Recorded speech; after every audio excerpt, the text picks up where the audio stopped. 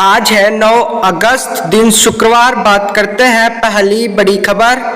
आज है नागपंचमी की हार्दिक शुभकामनाएं आप सभी को। मुख्यमंत्री ने दी नागपंचमी की बधाई। लखनऊ से खबर। सीएम योगी ने नागपंचमी के पर्व पर प्रदेशवासियों को बधाई दी। अपने बधाई संदेश में योगी ने कहा कि भारतीय संस्कृति में जीव जंतु समेत इन चराचर जगत के साथ आत्मीय संबंध तोड़ने की समृद्ध एवं प्राचीन परंपरा है। नाग पंचमी का पर्व प्रकृति के साथ हमारे इस जुड़ाव का प्रतीक है। उन्होंने कहा कि नाग पूजा का प्रचलन प्राचीन काल से है। हमारे धर्मशास्त्रों में नाग जगत कुंडली शक्ति का प्रतीक है। सृष्टि के पालनकर्ता भगवान विष्णु शेषनाग पर ही शायद करते हैं। शेषनाग छत्र बनकर उन्हें छाया प्रदान करते हैं। ज्ञान और मोक्ष के प्रदाता भगवान शिव के आभूषण ही सर्प एवं नाग हैं। वहीं हम बात करेंगे अगली खबर। धरना प्रदर्शन के नाम पर अराजकता की छूट नहीं। सीएम योगी ने त्योहारों को लेकर समीक्षा। अफवाह फैलाने वालों पर भी नजर। लखनऊ से खबर। मुख्यमंत्री योगी आदित्यनाथ ने कहा कि धरना प्रदर्शन के नाम पर किसी भी संगठन को अराजकता फैलाने की छूट नहीं दी जा सकती। अधिकारियों को निर्देश दिया कि किसान संगठन हो या अन्य कोई संगठन लोकतांत्रिक ढंग से अपनी बात कहने वालों की समस्याओं का निस्तारण किया जाए, लेकिन धरना प्रदर्शन की आड़ में अराजकता फैलाने वालों के खिलाफ सख्त कार्रवाई करें। महिला सुरक्षा प्राथमिकता। रक्षाबंधन में मुफ्त बस यात्रा। योगी ने कहा कि महिला सुरक्षा हमारी शीर्ष प्राथमिकता है।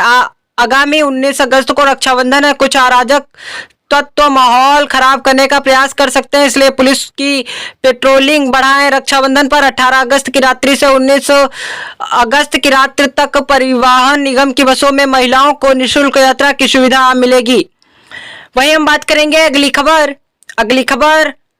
भाला फेंक व हॉकी में लगातार दूसरे ओलंपिक में सफलता। नीरज लगातार 2 ओलंपिक में पदक जीतने वाले एथलीट बन गए। उन्होंने टोक्यो ओलंपिक में 87.58 मीटर के साथ स्वर्ण पदक जीता था। यहां टोक्यो से श्रेष्ठ प्रदर्शन के बावजूद उन्हें रजत पदक से संतोष करना पड़ा।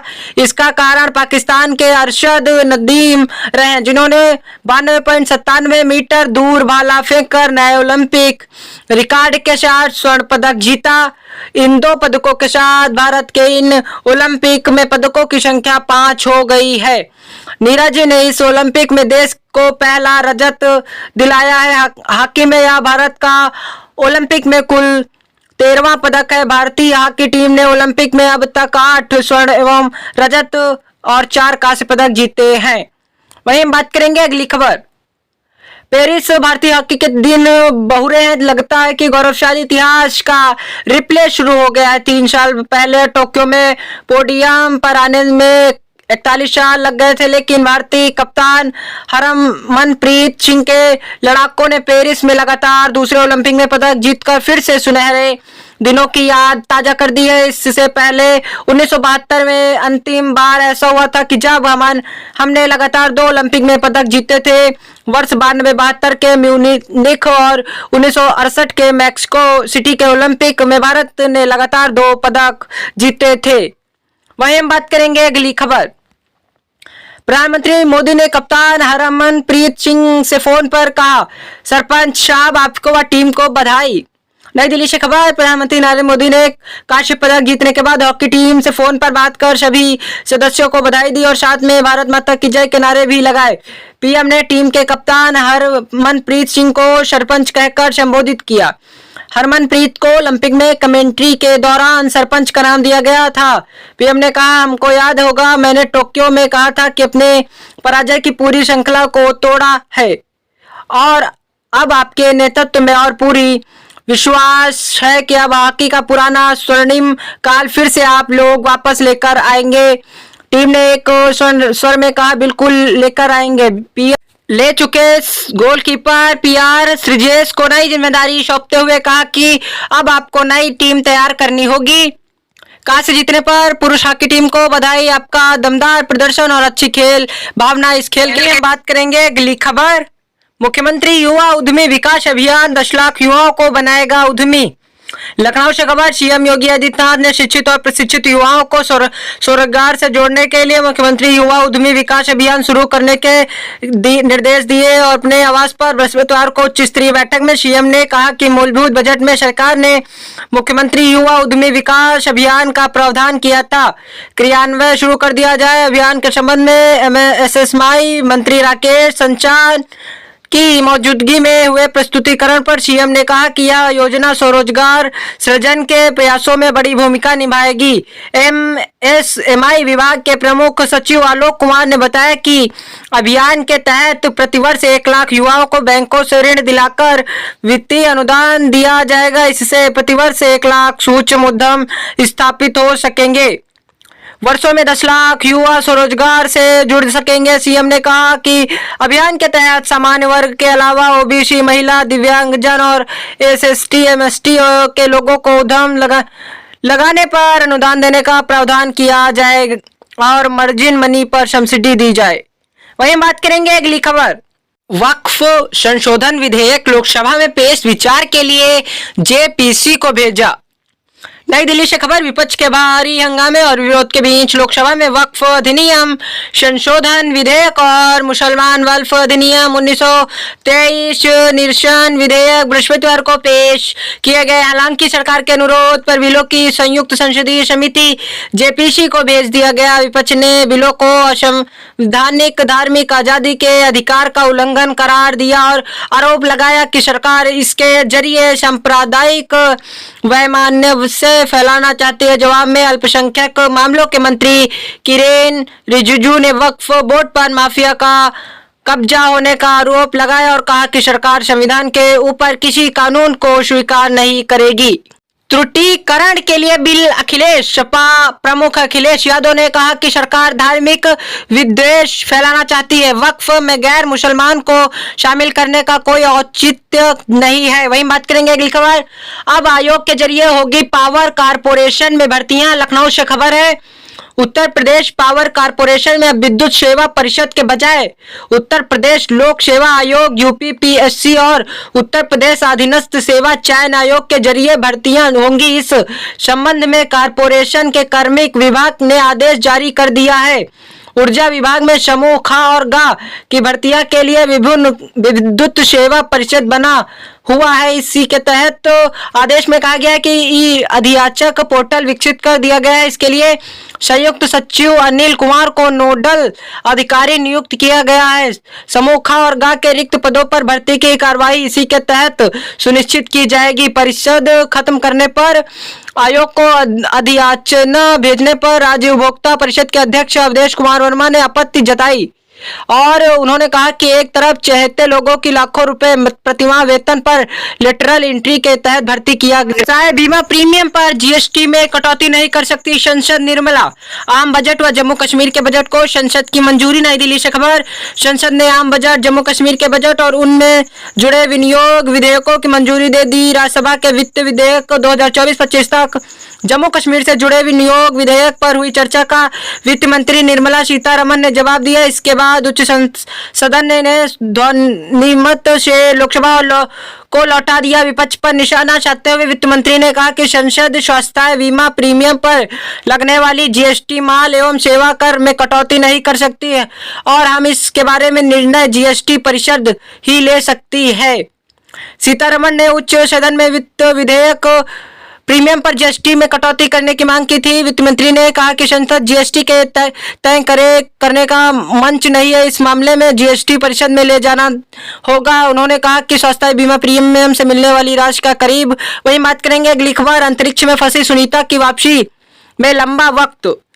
वाशिंगटन अंतरिक्ष में फंसी अमेरिकी अंतरिक्ष यात्री सुनीता विलियम्स और बुच विलोम की वापसी में अभी लंबा समय लगेगा। अमेरिकी अंतरिक्ष एजेंसी नासा ने कहा कि दोनों अंतरिक्ष यात्रियों को 2025 में पृथ्वी पर वापसी हो सकती है। योजना में स्टार लाइनर व बोइंग की प्रतिबंधित स्पेस भी शामिल है। कमर्शियल क्रू प्रोग्राम के मैनेजर स्ट्विक स्विच ने कहा कि नासा का मुख्य विकल्प बुच और सुनीता को अंतरिक्ष से वापस लाना है। स्टार लाइनर का उपयोग करने को हम तैयार नहीं, क्योंकि खराबी पता नहीं चल पाई। फिलहाल हम स्पेस एक्स के ड्रैगन कैप्सूल पर विचार बात करेंगे। अगली खबर, 11 सितंबर के बाद होंगे शिक्षकों के स्थानांतरण और समायोजन। सचिव ने हाईकोर्ट में हल्फनामा दाखिल कर दी जानकारी, अगली सुनवाई 14 को। प्रयागराज से खबर, इलाहाबाद हाईकोर्ट ने बृहस्पतिवार को परिषदीय विद्यालयों में अध्यापकों के स्थानांतरण व समायोजन को लेकर दाखिल की गई याचिका पर सुनवाई की। बेसिक शिक्षा परिषद के सचिव ने हल्फनामा दाखिल कर बताया कि अब स्थानांतरण व समायोजन का कार्य 11 सितंबर के बाद किया जाएगा। इस दौरान बेसिक शिक्षा परिषद छात्र शिक्षक अनुपात के आधार पर शिक्षकों की सूची तैयार करेगा। साथ ही स्थानांतरण से पूर्व संबंधित अध्यापक से आपत्ति मांगी जाएगी और उनके निस्तांतरण के बाद ही स्थानांतरण किया जाएगा। न्यायमूर्ति एस सिंह और न्यायमूर्ति डी रमेश की खंडपीठ नीरजा और 50 अन्य अध्यापकों की याचिका पर सुनवाई कर रही है। याची वकील नवीन कुमार शर्मा ने बताया कि बेसिक शिक्षा सचिव ने हाईकोर्ट के निर्देश पर हल्फनामा दाखिल किया है। इसमें सचिव ने बताया कि परिषद ने स्वयं निर्णय लिया है कि समायोजन का कार्य 11 सितंबर के बाद होगा। बेसिक शिक्षा सचिव की ओर से दाखिल हल्फनामा के बाद कोर्ट ने याची अधिवक्ता शुरू हुई डीएलएड के प्रथम सेमेस्टर की परीक्षा। प्रयागराज से खबर, diploma in elementary education DElEd के प्रशिक्षण सत्र 2023 के प्रथम सेमेस्टर की परीक्षा बृहस्पतिवार से शुरू हो गई। पहले दिन 2 पाली में सुबह 10 से 12 बजे तक बाल विकास और दोपहर 1:30 से 3:30 बजे तक शिक्षण अधिगम के सिद्धांत की परीक्षा हुई। इस परीक्षा के लिए प्रदेश भर में 543 केंद्र बनाए गए थे। परीक्षा नियामक अधिकारी पीएनपी सचिव अनिल भूषण चतुर्वेदी ने बताया कि परीक्षा शांतिपूर्ण रही। सभी केंद्रों की ऑनलाइन निगरानी भी की गई। बताया कि 9 अगस्त को 2 पाली और 10 अगस्त को 3 पाली में परीक्षा होगी। तृतीय सेमेस्टर की परीक्षा 12 अगस्त से शुरू होगी और 3 दिन तक चलेगी। शुरू हुई डीएलएड के प्रथम सेमेस्टर की परीक्षा। वहीं हम बात करेंगे अगली खबर, काकोरी की शौर्यगाथा बताएगी। काकोरी शौर्यगाथा एक्सप्रेस आज से हो रही काकोरी ट्रेन एक्शन की 100वीं वर्षगांठ पर कार्यक्रमों की शुरुआत। काकोरी ट्रेन एक्शन की 100वीं वर्षगांठ पर 9 अगस्त से विविध कार्यक्रम होंगे। रेलवे के सहयोग से काकोरी शौर्यगाथा एक्सप्रेस भी चलाई जा रही है। इसके माध्यम से भी स्कूली बच्चों, युवाओं समेत तमाम लोगों को काकोरी ट्रेन घटना से परिचित कराया जाएगा। 12 बोगी वाली यह ट्रेन हर जिले में 2 दिन तक रुकेगी। इस दौरान स्कूली बच्चों को ट्रेन में प्रदर्शनी दिखाई जाएगी। साथ ही अन्य सामूहिक गतिविधियों का आयोजन किया जाएगा। इसमें बच्चों के बीच क्विज प्रतियोगिता और जीवन गाथा पर आधारित गतिविधियां शामिल होंगी। वहीं हम बात करेंगे अगली खबर, मानसून सक्रिय, आज कई जिलों में मध्यम बारिश की संभावना। लखनऊ से खबर, सक्रिय मानसून के बीच बृहस्पतिवार को प्रदेश के तराई और अवध क्षेत्र के साथ ही 2/3 हिस्से में अच्छी बारिश हुई। मौसम विभाग ने शुक्रवार के लिए दक्षिणी हिस्सों सोनभद्र, मिर्जापुर, चंदौली आदि के सात इलाकों सिद्धार्थनगर, बहराइच, बलरामपुर व पश्चिमी यूपी के ज्यादातर जगहों पर हल्की से मध्यम बारिश की संभावना जताई है। वहीं वज्रपात की चेतावनी भी जारी की गई। बृहस्पतिवार को सोनभद्र में 140 मिमी बारिश दर्ज की गई। वहीं अयोध्या में 34.4 मिमी, सुल्तानपुर में 33 मिमी, शाहजहांपुर में 31 मिमी, लखनऊ में 15 मिमी, वाराणसी में 7 मिमी, बाराबंकी में 6 मिमी बारिश हुई। अधिकतम तापमान की बात करें तो मंगलवार को प्रदेश उराई में सर्वाधिक डिग्री सेल्सियस, बांदा, चित्रकूट, कौशाम्बी, प्रयागराज, फतेहपुर, प्रतापगढ़, सोनभद्र, मिर्जापुर, चंदौली, कानपुर, रायबरेली, अमेठी, सुल्तानपुर, अलीगढ़, हमीरपुर, महोबा, झांसी, ललितपुर आसपास इलाकों में भारी बारिश की चेतावनी जारी की है। उत्तर प्रदेश के रोजाना की खबरों से अप टू डेट रहने के लिए यूपी न्यूज अपडेट चैनल को सब्सक्राइब करें, वीडियो को लाइक शेयर जरूर करें, बटन दबाना बिल्कुल भी ना भूले। धन्यवाद।